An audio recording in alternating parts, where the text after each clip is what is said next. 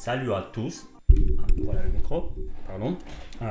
Salut à tous, j'espère que vous allez bien. Je fais cette courte vidéo, comme par tradition déjà, pour parler de mes nouvelles et pour parler des nouvelles du monde de francophonie. Quant à mes propres nouvelles, j'ai rien de nouveau. Bon, je plaisante.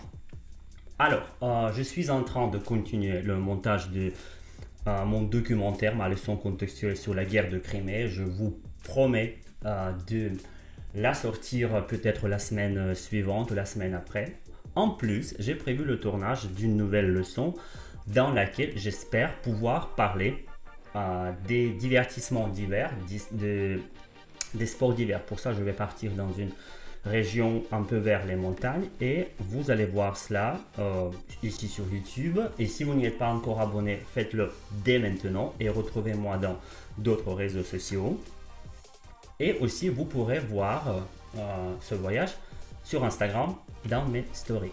Alors, ça va être vraiment une courte vidéo et je ne veux pas vous emmerder comme le fait un personnage très connu.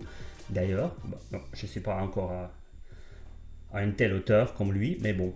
Alors, là, je suis plutôt pour vous parler d'un festival du cinéma français qui se déroule maintenant sur Internet. Et un peu quelques mots sur la façon de regarder les films en français. Si vous aimez regarder les films en français ou si vous voulez commencer à regarder les films en français. Bref.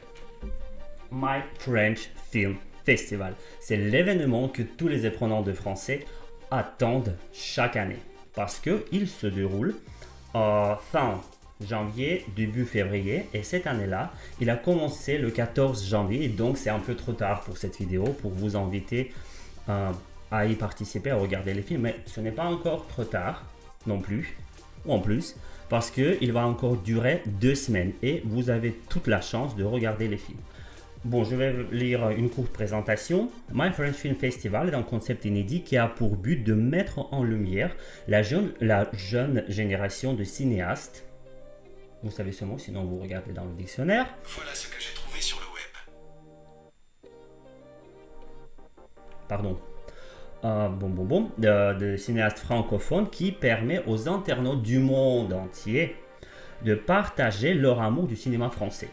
Pour sa 12e édition qui se déroule actuellement, le festival revient avec de nouveaux films, de nouvelles plateformes partenaires et des lancements en salle dans plusieurs territoires. En général, ce festival est gratuit, mais ça dépend des pays. Et vous pouvez me dire dans les commentaires, après avoir regardé cette vidéo, si ce festival est gratuit dans votre pays. Alors, il se déroule, comme j'ai déjà dit, jusqu'au 14 février et il présente 10 longs métrages et 10 courts métrages en compétition parce que c'est un concours, c'est un festival. Et après avoir regardé chaque film, vous pouvez voter. Pardon. Des huîtres. Et vous pouvez laisser votre opinion. Mais il y a aussi il y a un court métrage belge et 10 films hors de compétition. Donc à peu près, je me rappelle plus, j'ai pas compté.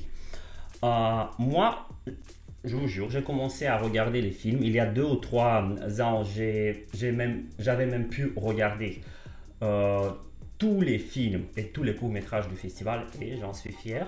Mais maintenant, je suis super occupé, je suis très busy pour ces bêtises. Non, ce n'est pas une bêtise et c'est très intéressant ce festival. J'ai regardé déjà quelques courts-métrages parce que moi, je suis plutôt court-métrage. J'ai pas vraiment beaucoup de temps pour les longs-métrages. Mais pour chaque film sur site, vous trouverez le synopsis que vous pouvez lire avant de regarder. Vous pouvez lire des avis. Vous pouvez choisir le genre, la thématique, quoi. Parce que cette année-là, pourquoi c'est en arabe?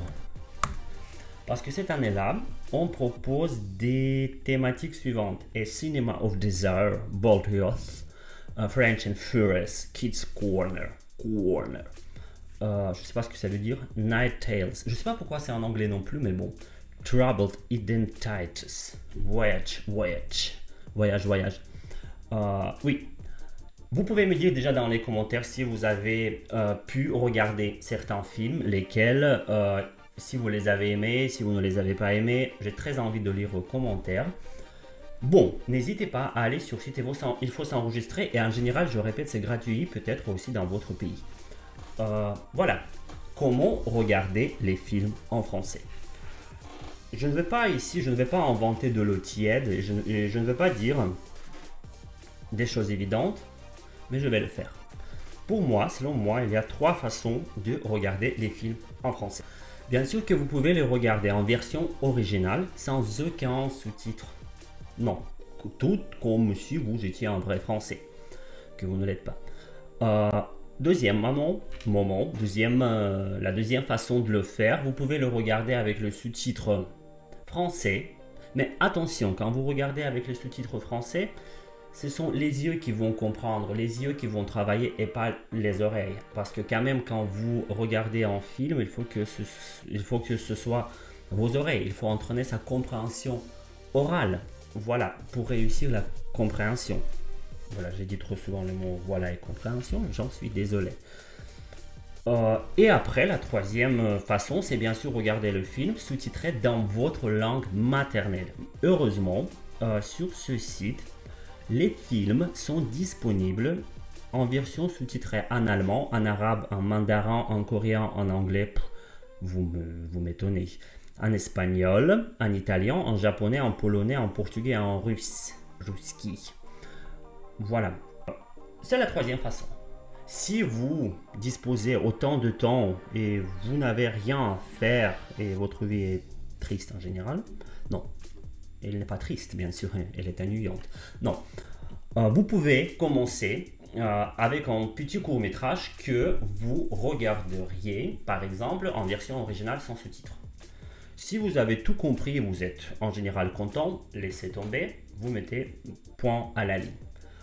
Après, par exemple, si vous n'êtes pas vraiment satisfait de ce que vous avez compris ou vous n'avez pas compris, vous pouvez revoir ce film encore une fois, mais cette fois-ci avec le sous-titre français pour un peu mieux comprendre le jeu de mots, des expressions, des nouveaux mots, des nouvelles phrases, machin.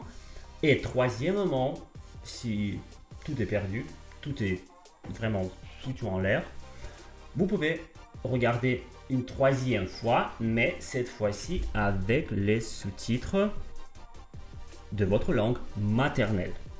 Voilà. Et en général, je vous conseille d'utiliser ces astuces quand vous regardez des films, des émissions, la télévision dans une langue ciblée, dans la langue française. D'abord, essayez de regarder sans sous-titres pour que vos cerveaux et vos oreilles commencent à travailler. Attention, parfois ça arrive que pour vraiment allumer ce mécanisme de la compréhension dans la langue française, il faut patienter, il faut regarder 10 minutes, peut-être, je sais pas, 15 minutes, et après, ça commence à fonctionner. Bien sûr que ça va marcher avec le court-métrage qui dure que 20 minutes, mais avec le long-métrage, pourquoi pas. Voilà, et après, si besoin, vous regardez en français, mais sous-titré dans votre langue maternelle. Alors, dans les commentaires, vous me dites, si vous aviez déjà connu ce festival, combien de films vous avez regardé et lesquels, quels films vous pourriez me conseiller?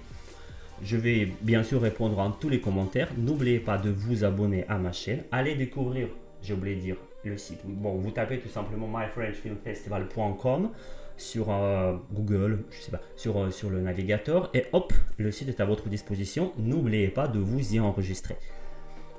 Et voilà.